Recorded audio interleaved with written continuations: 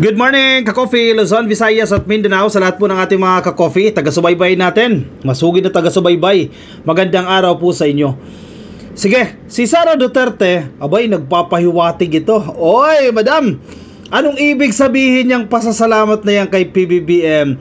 Nako ha, na-corner na kasi itong si Sara Duterte. Wala na siyang malapitan, wala na siyang matakbuhan. At sino ang tutulong sa kanya? Siguro na-realize niya, si Pangulong Bongbong Marcos din ang tutulong sa kanya.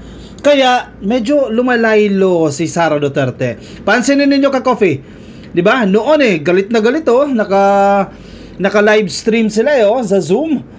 Papatayin kita, gigilitan, etc. etc. Kung ano anong pinagsasasabi, chuchugiin. Synonyms ginagamit natin na term sa pagtsugi. Chuchugiin kita, pati si First Lady, pati si Martin Romualdez. Ganyan kainit si Sara Duterte, ganyan kabayolente. Diba? Naka-live stream pa yan, recorded pa yan. Pero ano nangyayari ngayon? Nag-iiba ng tono. Nagpapahiwatig si Sara Duterte. Anong gusto niyang palabasin? Ako, ang basa ko dyan, ka-coffee, hihingi ng sorry yan. Mag-a-apologize yan sa administrasyon na to. Dahil malinaw na malinaw naman kung sino ang may kasalanan. Malinaw na malinaw kung bakit nagkakaganito yung sitwasyon. Ang kasalanan yan, kampo ng mga DDS, kampo ni Digong. Natalo sila dyan Asa ba yung tatay nila? Nakakulong dyan sa The Hague. Si Digong nakakulong sa International Criminal Court at mukhang dyan na mabubulok yan dyan sa the Netherlands. Kaya ngayon, nag-iiba ng tono si Sara Duterte. Napanood nyo ba yung video? Nagpapasalamat siya kay PBBM. Ikaw ba naman? Sige, ordinaryong tao ka, ka-coffee. Sige, huwag kang vice-presidente. Galit na galit ka dun sa tao, tapos magpapasalamat ka. Okay lang, sarilihin mo lang Pero hindi Sa harap pa ng mga content creator siya nagpasalamat. May video pa. Anong ibig sabihin yan? Sige, anong interpretasyon nyo dyan? Ako, malinaw na malinaw. Gusto ko makipagbate. Yan ang gusto niyang iparating dyan. Siyempre, yung recorded video na yan, makakarating sa presidente yan. Makakarating sa palasyo yan. Siyempre, magva-viral yan magtitrend yan. In fact, nasa mga pahayagan na yan. Oh, Mr. President, napanood mo na ba yung video? Si Sara Duterte, pinapasalamatan ka. Siyempre, yung tao, si PBBM, kahit pa paano, ma-appreciate niya yan. Honestly, sa tingin ko ma-appreciate niya kasi mabait si PBBM Ma-appreciate niya yan. Okay, ganun ba? Pinasalamatan ako. Diba? In a way, little by little, itong steps na ginagawa ni Sara Duterte, papunta yan sa pakikipagbate, papunta yan sa pakikipagkasundo kay Pangulong Bongbong Marcos. Kinakailangan niya mag-apologize dyan. And sa tingin ko, willing mag-apologize itong si Sara Duterte para maibalik itong lahat. Bakit siya nagpapasalamat? Sige, ito yung question ko. Kung magpapasalamat siya, pwede siyang sarilihin lang. Pero, sinabi niya mismo sa harap ng media, sa harap ng mga content creator, may intention siya dyan. Meron siyang motibo bakit nagpapasalamat. At yun ang malinaw. Gusto niya makipagkasundo. Sa akin, ang assessment ko dyan, sige, okay lang din naman. Pero wag na magtiwala, di ba? Okay lang, civil. Kumbaga sa friendship, civil relationship lang. Hindi ganoon ka-close, hi, hello lang. Di ba? Kasi ang hirap kalimutan ng pinaggagawa ni Sara Duterte Ang hirap kalimutan ng ginawa ng pamilya Duterte, ng mga DDS, ng mga maisog sa administrasyon na ito Ang hirap pagbigyan yan At isa pa, hindi ibig sabihin na pag nag-apologize siya sa presidente, i-absuelto na siya sa impeachment. Di ba? Uusad pa rin yung impeachment trial na yan dyan sa Senado dahil naka-file yan. So, in a way, kumalma yung sitwasyon dahil medyo nakikipagkasundo itong si Sara Duterte base sa kanyang base sa kanyang narrative, base sa kanyang mga statement. Yun ang basa ko dyan. Tingnan natin yung balitang ito, nasa Inquirer.net. Sara Duterte thanks Marcos for letting her men bond with jailed father. Feeling ko hindi ito yung first time na tinitingnan ni Sara Duterte na blessing itong si Pangulong Bongbong Marcos. Kasi kung first time yan, hindi agad lalabas sa media yan Kung first time yan, feeling ko pang ilang beses na to Kaya lumalabas sa media na yan kasi kumbaga nauulit-ulit Keeps coming on her mind Ganyan lang nangyayari dyan Vice President Sara Duterte thanked President Ferdinand Marcos Jr. for allowing her and her father, former President Rodrigo Duterte, to mend their relationship. Uy, blessings in disguise, ka-coffee. Swerte pala nila kay PBBM. Sabi ko na hindi talaga maganda ang relasyon ng mag-ama Ayan na. Parang mala pelikula ito. Pero dalawa yan ka-coffee. Ang hirap kasing maniwala eh. Kasi si Sara, best actress eh. Ang hirap paniwalaan na totoo ba to? Nagpapasalamat ba siya? Or posible kasi na kinukuha niya lang ang loob ni PBBM para bumait sa kanya, na impluwensyahan ni PBBM yung impeachment para makatakbo siya sa 2028. And once na makaupo na siya sa 2028, maghihigante, ikukulong si PBBM or kung ano man ang plano niya. Posible kasing ganun eh. Ang hirap maniwala eh, ang hirap basahin, hindi naman mahirap basahin. Mahirap mag-conclude base sa actions ni Sara Duterte kasi balisaw-saw eh. Paiba-iba eh. Ngayon, iba, ganito tono. Parang, sorry for the term hindi tayo psychologist, pero may pagka bipolar ang datingan eh. Ngayon, ito okay, mamaya ito hindi. Mamaya ito na naman. Parang multiple personality. May, ang tawag natin dyan, multiple personality disorder. Hindi ko alam, ka-coffee, kasi hindi ba natin nakakasama ng malapitan yan. Pero base sa mga nangyayari, ang hirap magtiwala eh dito kay Inday Sara Duterte eh. O ngayon, ang tingin niya kay PBBM, blessings. 'Di ba? Kasi nakatulong para maayos daw po yung relasyon niya at ng kanyang tatay. Bakit nasira? Bakit nasira? Ibig sabihin, kayo mismo sa isa't isa, hindi kayo nagkakagustuhan, hindi kayo nagkakatiwalaan o kung ano man. Kayo mismo sa pamilya ninyo. Paano pa yung ibang tao, 'di ba? Anyway, si Sara Duterte, pinagbantaan niya ang buhay ng presidente, ni First Lady, ni Martin Romualdez. Ibang tao yan ha. Paano pa yung mahal niya sa buhay? Si Digong nga, tatay niya nagganyan sila ng ganyan relasyon nila eh. Ano pa yung ibang tao, di ba? Anyway, the former president is detained after the International Criminal Court ordered his arrest for, alam niyo na yan, paulit-ulit yan, crimes against humanity dahil sa kanyang tukhang. The Vice President made the pronouncement in a chance interview dyan po sa The Hague, the Netherlands. I-quote natin siya. This really is ironic. May disclaimer pa no? This really is ironic. But I have to thank Bongbong Marcos. Wala pa rin paggalang, no? Pero okay lang, sige. Expected naman natin yan. Actually, worse pa nga yung in-expect natin sa kanya.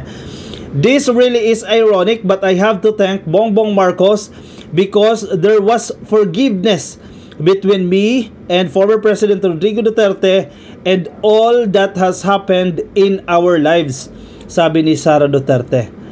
And we have our relationship now, a father-daughter relationship, dagdag pa niya. Anong klaseng relasyon sila? Anyway, personal na nila yan, wala na tayong pakialam niyan, pero ang malinaw, hindi maganda ang relasyon nila. So dahil kay PBBM, nagkasundo, na-mend, na ayos ang kanilang relasyon. So, drama lang to. Tingnan niyo. Ako feeling ko drama lang. Ang hirap paniwalaan eh. Drama lang to para makakuha to ng simpatsya eh. Kasi ang gusto nilang narrative dyan i-portray, bumabait na si Sara. Mr. President, bumabait na si Sara. Gusto niyan makipagkasundo. Mga signs yan, ka-coffee. Hindi pwedeng i-disregard yan. Sabihin nyo, si ka-coffee, gumagawa na naman ng mga kwento, gawa-gawa na naman ng interpretation, Hindi. May ibig sabihin yan, ikaw mismo, ka-coffee. Ikaw mismo, style mo rin yan. O posible, hindi man ikaw, karamihan sa atin, nagiging style din yan. Gusto ko makipagbati sa kanya. So slowly, magpapakita ka ng gestures, magpapakita ka ng actions na eventually magli-lead into mending. Kung ano man po yung nasirang relasyon na yan. So itong drama, sige, let's call it a drama. Sabi ng mga teorya. Itong drama na ito ay malapelikula. Tama nga life is a drama, di ba? Sabi ng theorist Sabi ng mga communication theorist life is a drama. Drama lang ito na napapanood natin sa pelikula. Di ba pag malapit na mamatay, nagkakapatawaran. Hala, ano kaya to? Signs ba to? Signos ba to ni Digong? Di ba sa pelikula, pag malapit ng matsugi, nagpapatawaran, nagkakaiyakan. Nandoon na sa stage si Sara Duterte at si Digong sa stage na yan. Si Digong 80 na, mahina na raw yung kanyang kalusugan. Hindi kaya yan na yan? Kung hindi ito drama ni Sara Duterte. Kung drama lang, wala pa, malayo pa. Medyo matagal-tagal pa si Digong. Kanyari, mga ilang pirma pa ng uod yan bago makunin. Kung drama lang to ni Sara pero ang nangyayari parang patawaran stage na siya. The Vice President was responding to a question on how she felt about developments surrounding her father's case. Kaya kung tutusin mo, parang wala nang pakialam si Sara Ang basa ko sa kanya, wala na akong pakialam sa Pilipinas, wala na akong pakialam sa politika. O Mala pelikula nga eh. Kung ako, okay na ako dito, at least nagkasundo kami ng tatay ko. Period. Pero kung pinapasa kanya lang ang administrasyon na to, ang biggest plan dyan, manalo lang ako sa 2028, gagantihan ko kayo. Yan ang basa ko dyan. According to her, the time she spent visiting the former chief executive inside the ICC detention center was, and I quote, one of the longest meetings she ever had together. Bonding moments sa tatay niya. She recalled that the former president was always busy when she was growing up. Lakas makapelikula talaga. Diba yung mga napapanood yung plots, mga narrative sa pelikula na busy yung tatay dahil politiko yung tatay, na didisregard yung anak, napapabayaan yung anak, nagiging anong tawag doon? Prodigal, yung nagiging ano Tagalog nun? Palaboy, nagiging basta malabisyo, ganyan ang nangyayari. Kasi nagre-rebelde, yon, that's the exact term. Nagre-rebelde yung mga anak dahil yung pamilya, yung nanay, tatay, busy. Parang ganyan yung kwentuhan dito ni Sara Duterte. Busy lagi ang tatay. Now I have this every day with him, talking about life, talking about the family, and for that I feel that I am blessed because at this point he is already 80, he is already retired, sabi ng Vice Presidente. Papaalam talaga yun, no? We were given this time to talk as father and daughter, sabi niya. Sad that it has to happen inside the ICC, but yes, thank you to him, she said, referring to Marcos. Ilang beses, pangalawang beses yan, ha? Dalawang beses ang pasasalamat kay PBBM yan. Sincere kaya siya dyan? Ang hirap basahin ka, Coffee. Kayo, ano sa tingin ninyo? Sincere ba siya dyan? O drama lang yan? Pinapasakay niya lang si PBBM? Ang hirap niyang basahin. Pero mas binibili ko pa yung idea na drama lang to eh. Drama lang. Kailangan niya lang makuha yung loob ni PBBM para impluwensyahan itong impeachment trial at ma-absuelto siya dyan sa impeachment trial na yan. She said she was happy because she became close with her half-sister, Veronica, si Kitty, amid what is she called attacks against her family. I am blessed because I gained a sister with what happened to me after the attacks, the confidential funds attack, the impeachment. We have already a relationship now. I have a relationship with Kitty, sabi ng Vice Presidente. Feeling ko rin naman, feeling ko talaga not in good terms, Ka-Coffee, ang relasyon ng first family sa second family. Sa first family, Ka-Coffee, syempre magkakapatid dyan sila, basta si Pulong, si Sara Duterte, nanay nila Zimmerman, no? At yung second family, hindi ko alam kung second talaga o pang ilan yan, basta yung pamilya ni Hanilet at ni Kitty, not in good terms with the first family yan. So tingnan natin, di ba? Kasi usually ganyan din naman sa pag second family, medyo hindi nagkakasundo, no? Pero nagpapasalamat siya. Ngayon may relasyon na sila ni Kitty. Ayan, para mapayuhan niya si Kitty. Narinig ko rin yung interview na yan, para meron siyang mapagalitan na kapatid daw. Siyempre, sige, pukpukin mo yan. Pagalitan mo yan si Kitty dahil medyo yun yung nagre-rebelde din ang datingan nito sa social media eh. Pasalamat sila kay PBBM dahil sa nangyayari. Di ba? Blessings in disguise yan. Mga DDS, wag kayo masyadong mainit. Magpasalamat kayo. Yan dapat mag-thank you pa kayo dahil natulungan ninyo si Sara Duterte at si Digong na magkaroon ng maayos na relasyon. Diba? Importante yan. Wala nang mas importante diyang salapi, halaga, material na bagay, kundi sa family relationship na yan. Oy, DDS, tumigil na kayo, kakaralin ninyo. Pasalamatan nga ninyo si PBBM kasi si Inday nagpasalamat na dahil natulungan siya ng sitwasyon na ito. Ito yung sinasabi ni Catriona Gray na silver lining nasa lugmok sila ngayon sa sitwasyon na yan dahil nakakulong si Digong, at least nagkakaroon ng silver lining. Nagkakaroon ng liwanag sa dilim. Yun. Kahit papano, 'di ba? Nakitaan ng magandang effect yung kanilang paghihinagpis diyan sa ICC. I am blessed because I gained a sister. Yan, happy family na kayo, 'di ba? Tama na paninira sa gobyerno. Tama na. Pagandahin ninyo yung defense ninyo. Baka mapatawad pa kayo ng ilang mga inapakan ninyo, di ba? Pagandahin nyo yung defense ninyo, at least kahit pa paano, nakulong na si Digong, nakatikim ng hustisya bahagya. Kaya tingnan natin kung papanigan kayo ng judges. Pero yun ang gawin ninyo. Tama na yung rally. Pagandahin nyo yung defense nyo para makalabas yan si Digong. Kasi medyo hirap-hirap yan, pero actually kahapon niya di ba? Tinatakot na naman ng ICC Itong si Digong, itong 43 cases na yan, initial lang yan. Para makapag-issue lang ng warrant of arrest yan, madadagdagan pa yan. Ang prosecution, pwede pang magdagdag ng mga witnesses, magdagdag ng mga kaso. Nako, mabubulok talaga si Digong dyan kung ganyan ang sitwasyon.